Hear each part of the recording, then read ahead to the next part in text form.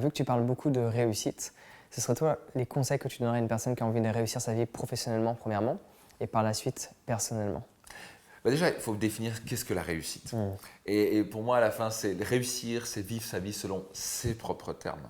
C'est suivre avant tout son cœur. Parce que la réussite professionnelle, ça veut dire quoi réellement? Pour moi, ce n'est pas la réussite de dire oui, tu es devenu PDG, et j'en accompagne des PDG, j'accompagne des personnes multimillionnaires en affaires, etc. Et c'est des gens, certains, incroyables. Ils ont vraiment, pour moi, la définition de la réussite, c'est qu'ils n'ont pas juste gagné beaucoup d'argent, ils ne s'épanouissent pas seulement dans leur travail, mais ils ont du temps avec leur famille, ils s'épanouissent au niveau de leur couple, ils font attention à leur santé. Ça, c'est pour moi la vraie réussite. C'est développer différentes branches de leur vie.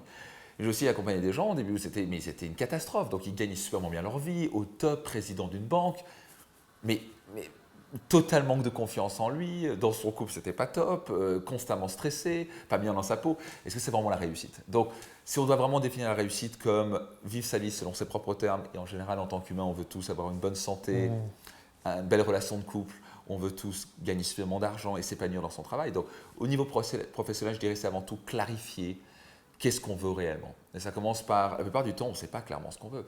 Et c'est d'où l'importance de prendre du temps de recul, faire son développement personnel, prendre un coach, avoir quelqu'un qui va me poser les bonnes questions, peut-être venir à un séminaire ou autre chose, mais juste, ou bien forcément prendre du temps off. Parfois, c'est peut-être méditer, être tranquille, se poser cette question. Qu'est-ce que je veux vraiment faire au fond? Qu'est-ce qui, dans mon cœur, va vraiment me permettre de m'épanouir? Parce que ça ne sert à rien de vouloir réussir plus dans quelque chose où on ne s'épanouit pas, où on ne s'éclate pas. Donc déjà, clarifier, est-ce que je suis vraiment dans la bonne direction? Est-ce que mon cœur est aligné avec ce que je fais?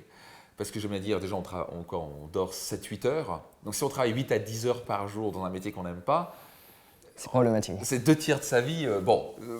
Pas très intéressant, parce que dormir, c'est mignon, mais bon, on a tous besoin, mais on va peut-être s'épanouir. Et donc, clairement, clarifier. Et numéro 2, après, toujours chercher les petites victoires. Souvent, les gens tentent une fois et disent « Ah, ça ne marche pas pour moi, je ne vais jamais y arriver ». Donc, il y a ce concept, un livre qui a été écrit en anglais, c'est Mindset. C'est une grande psychologue à l'université de Stanford, qui en français, c'est changer d'état d'esprit. Et elle a démontré en 30 ans d'études que, même déjà à l'âge de 4-5 ans, qu'on a soit un état d'esprit fixé, soit un état d'esprit de croissance. Et beaucoup de gens ont un état d'esprit fixé. Égal, ils lancent quelque chose, ils font « Ah, ça ne marche pas dans ma carrière. » J'ai essayé une fois. D'accord, mais Mozart n'est pas devenu Mozart en claquant des doigts. On parle souvent de talent, mais en fait, quand on regarde vraiment en face, les talents, ils ont travaillé pendant 10-20 ans. Énormément pour faire évoluer ce talent. On a tous des talents différents, mais il faut faire évoluer ce talent.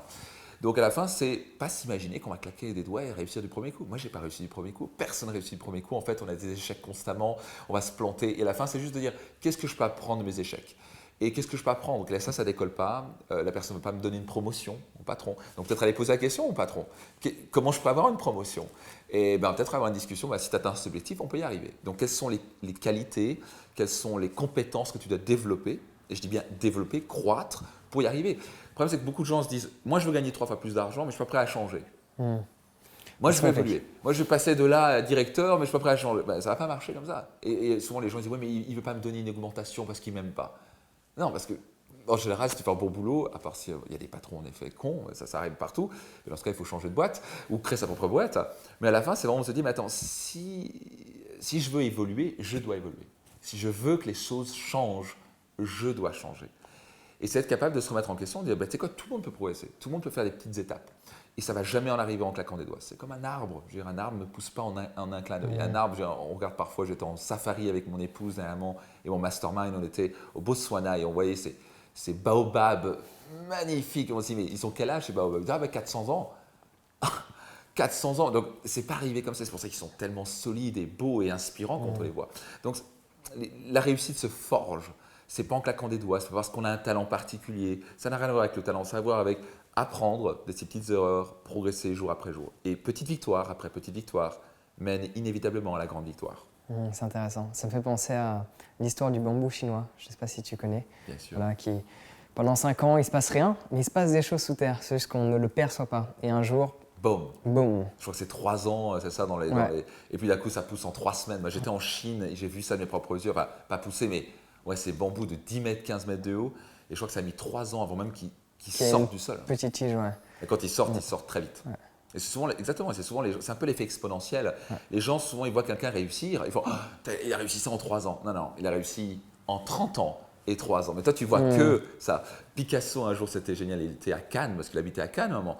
Et il y a une femme qui est venue à lui et elle lui a demandé Ok, est-ce que vous pouvez me faire un petit dessin? Vous êtes Monsieur Picasso? Il a fait Ok, pas de problème. Il prend une petite feuille comme ça, il lui dessine en 10 minutes. Quoi. Il fait Monsieur Picasso, mais c'est incroyable. Mais combien je vous dois pour ça? Il lui demande, en gros, l'équivalent, c'était 1 million d'euros. 1 million d'euros, mais vous avez à peine travaillé 10 minutes dessus. Il fait, ah non, c'est 30 ans et 10 minutes. Et c'est toute la différence. Et les gens ne voient pas ça. Ils ne veulent pas voir le travail qui est fait. Les grands champions bossent, travaillent tous les jours, progressent. Et souvent, ils n'ont pas l'impression de travailler parce qu'ils sont passionnés. D'où l'importance de trouver sa passion. Pourquoi moi j'ai tendance à réussir? Parce que je suis tellement passionné, donc je dévore les livres. Je peux travailler jusqu'à 2h du matin parfois s'il faut, mais est-ce que je suis passionné? Je vais me former, ça me passionne. Je ne suis pas en train de me dire je vais travailler. Ça, c'est vraiment pathétique de voir ça. Donc, trouver sa passion, c'est très important parce que naturellement, on n'a pas l'impression de travailler. Ouais, entièrement d'accord. Je peux le ressentir également.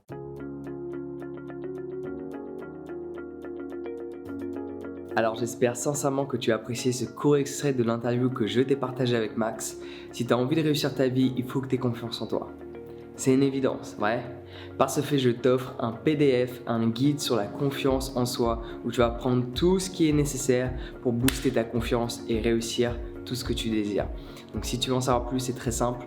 Clique sur le lien dans la description pour y accéder. Sur ce, on se retrouve directement de l'autre côté. Prends soin de toi et passe une excellente journée.